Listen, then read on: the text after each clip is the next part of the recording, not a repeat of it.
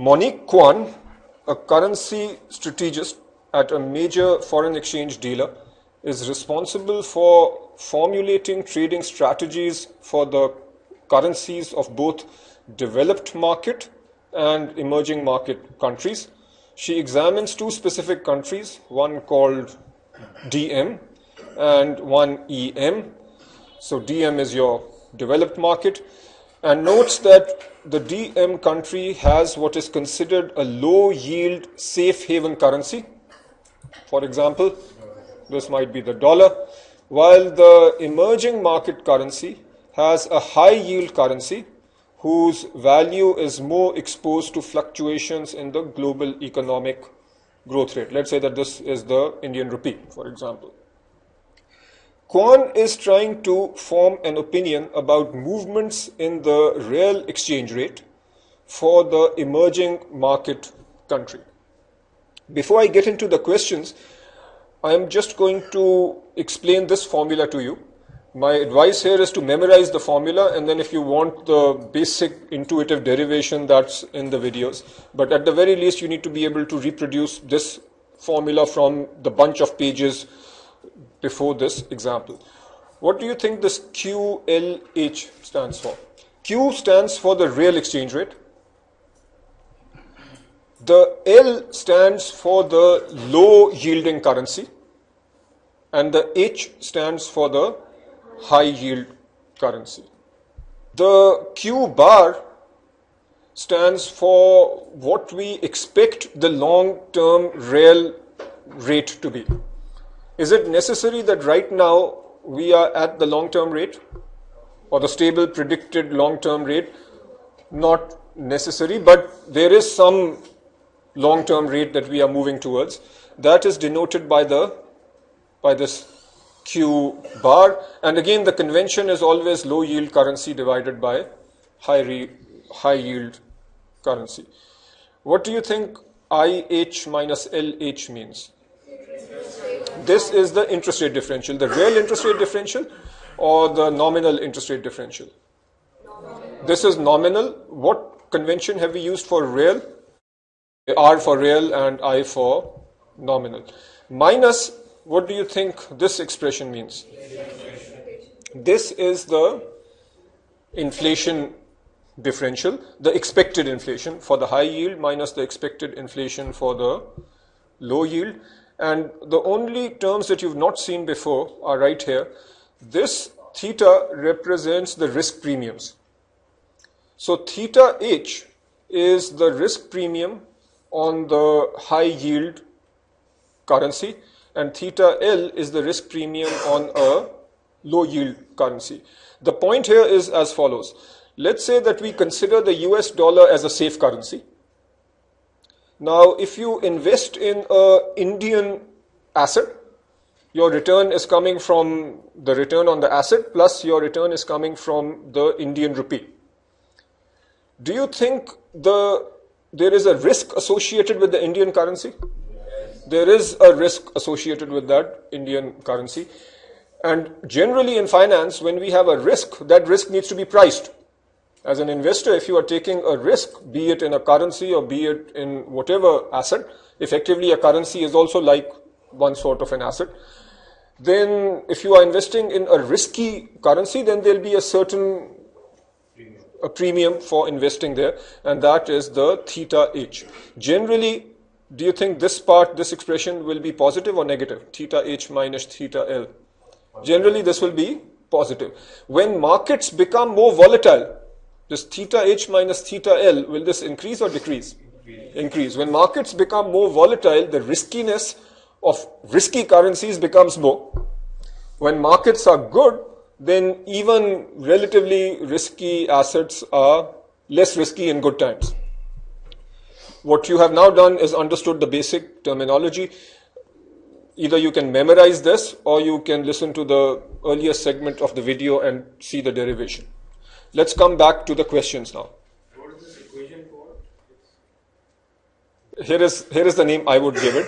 This is the equation that links your real exchange rate with the long-term exchange rate interest rate differentials, inflation differentials, and risk premium differentials. Generally, I really doubt that there'll be a question which gives you this equation and says this equation is called one of the following, and then 3 names. Normally doesn't happen that way. All else equal, the real exchange rate for the emerging market currency will most likely depreciate if what happens? So look at this. We are talking about Q, L over H. If this number goes down, what does that mean? That means that the high yield currency is losing value because the high yield currency is the base currency. So high yield currency will lose value if what? If the long run equilibrium value of the high yield currency is revised upward. Option A is saying that if this element is revised upwards, maybe because the fundamentals in India have improved, will that cause the QLH to go up or go down? Go up. It would, in other words, if this goes up, then the real exchange rate would actually go up. So A cannot be the right answer. The nominal yield spread between emerging markets and between the emerging market and the domestic market countries rises over time. What is that saying? What's the nominal yield spread? It's this. If this number goes up, what will that do to Q? It will cause Q to go up. So this cannot be the correct answer either. The expected inflation differential between EM and DM countries is revised upwards. In other words, this differential is increased. When this differential is increased, because of that negative sign, the Q will go down. That is the mathematical explanation. What is a regular intuitive business explanation? If the Indian rupee is becoming more risky, then do you think the Indian currency exchange rate should go up or down? Go down. So it makes sense otherwise, and it also makes sense through this. The third part. Expected inflation. Yeah, actually, we could have made another question with that going up. You're right. The question says expected inflation differential. So if the expected inflation differential goes up, that is a negative. When that goes up, then the real exchange rate go down. An increase in safe haven demand would most likely do what? What does this term mean? What does safe haven demand? Do you think the Indian rupee is a safe haven currency or the US dollar is the safe haven currency? The dollar is the safe haven currency. So in a roundabout manner, rather than telling you that theta H minus theta L is up, what have they told you? If the demand for safe haven is going up, then what do you think will happen to the spread, the difference in the risk premium between H and L? That will go up. That means, when do we generally have a flight to safety? When you have a flight to safety, when economic situation of the world deteriorates, and when the economic situation deteriorates, generally people flow towards US T-bills, if you recall. So this number, the premium, will actually go up.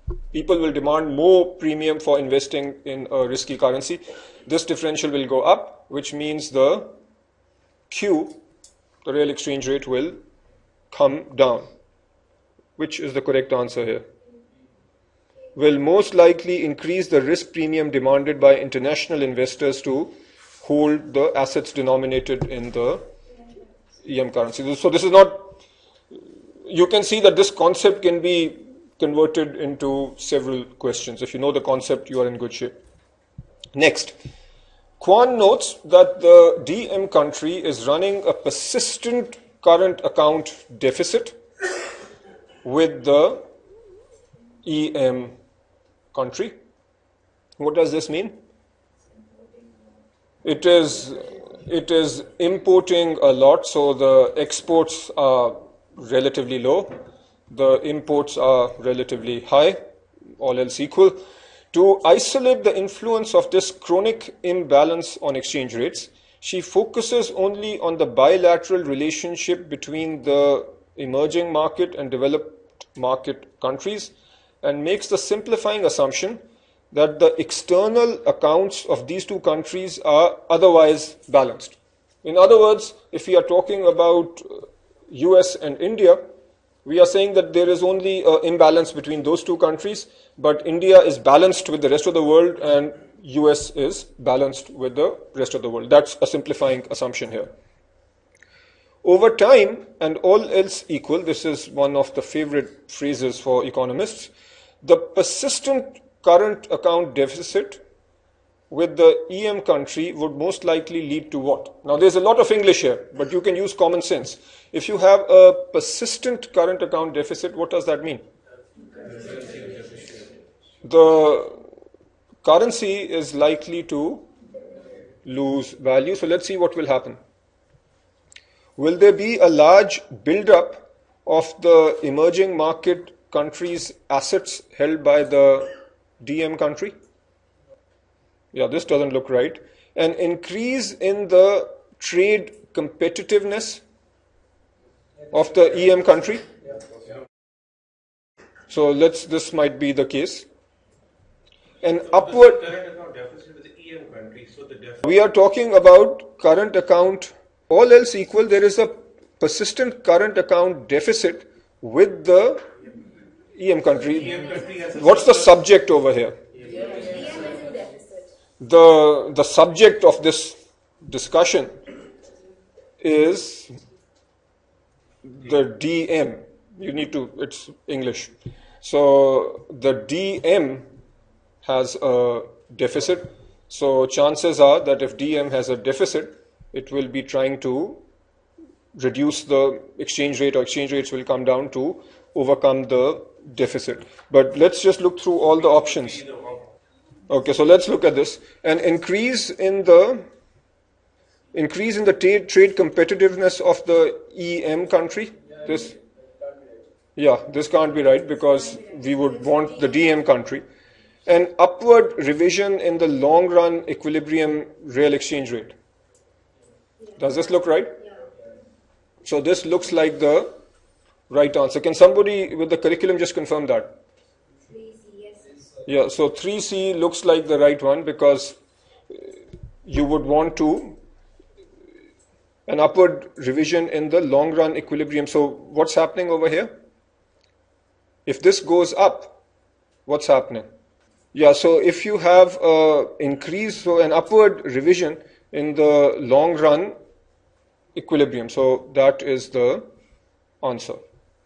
Kwan notes that because of the high yield on the EM countries' bonds, international investors have recently been reallocating their portfolios more heavily towards this country's assets. What does this mean? So because of the high yield in the EM, so more money. So where is money flowing in? Into the EM. International investors have been reallocating their portfolios more heavily towards the country's assets. As a result of these capital inflows, the EM country has been experiencing boom-like conditions. And she refers to the model in equation 14, which is this equation. I'm sure that on your actual exam they won't say this. They will probably either give you this expression or expect you to remember it.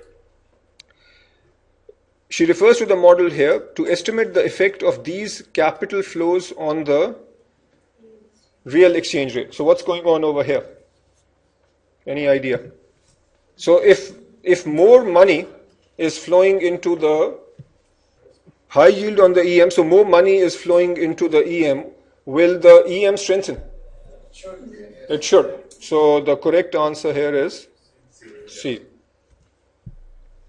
Next, so notice that a lot of these questions are simply being answered based on this equation. So all the text I felt could be boiled down to remembering this equation. If the capital inflows lead to unwanted appreciation in the real value of its currency, the emerging markets government would most likely do what? So lots of capital is flowing into this country now, unwanted, in the extent that so much capital is coming in that maybe the Indian currency is becoming stronger than India would like. What would they do? They would try to impose capital controls. And how can you know that they are trying to impose? Because they say this unwanted appreciation. So you want to limit the unwanted appreciation, so you put capital controls. With C buy its currency in the FX market, this is when countries want to maintain a peg. You can, I don't know if you recall from level 1 or not, but there are different levels at which a government or a central bank can interfere in the FX markets. Every country interferes, it's the degree of interference that is different. A country that maintains a complete peg will have to do a lot of buying or selling in the FX market to try and maintain a peg. A lesser form of government involvement is to have controls. So here the terminology implies that they want to impose capital controls. If government actions were ineffective and the EM countries' bubble eventually burst, what does this mean? That money is constantly flowing in, and this happened with the Asian crisis some time ago. Money is flowing in and the government is putting controls and restrictions, but those restrictions are not working. When the bubble bursts, what bubble is forming here? Maybe the currency is becoming more, the rate is becoming higher than what it should be. Eventually it will crash. So what will that happen? Will most likely reflect increase in the risk premium of the high yield. Finally, Quant turns to examining the link between the value of the developed market countries' currency movements in the DM country's main stock market index. One of her research associates tells her that in general, the correlation between equity market returns and changes in exchange rates have been found to be highly positive over time. Just using common sense and general knowledge, do you think in the long run currency exchange rates have been highly positively correlated with currency movements? Let me just finish 7 and then we'll go back to 6. But what do you think the answer to 7 is? The answer to 7 is that in general, in the long run, the correlation is or tends to 0. If you had a positive or known negative correlation, then you could make money based on that, but just take it as a given that in the long run, the correlation between equities and currency exchange rates tends to 0. Okay, now question 6. If government actions were ineffective and the emerging market countries' bubble eventually burst, this would most likely increase what? Now, try to relate this to a real life scenario. Many years ago, there was a tremendous amount of capital that flowed into Southeast Asia. What do you think happened to currencies and markets in general in Southeast Asia when money kept flowing in? They appreciated a lot. While things were improving, people would invest in those countries, invest in those currencies and be happy. The perceived risk was less. But let's say the government tried to impose some capital controls, recognizing that maybe the currency is overvalued based on whatever models they are using. But those capital controls were not working because just of the magnitude of money coming in from different sources. If you are an investor and you still see that the South Asian currency is pretty overvalued and the controls are not working, would you not be more concerned about the risk of that currency crashing? You would be concerned about the risk of it crashing. And if you are concerned about additional risk, then that means that the risk premium becomes higher. The currency, so the question is, why should I worry about the currency appreciating? The problem is, and let me just give this with a number. Let's take some hypothetical currency where your model says that the currency should be 60 to the dollar.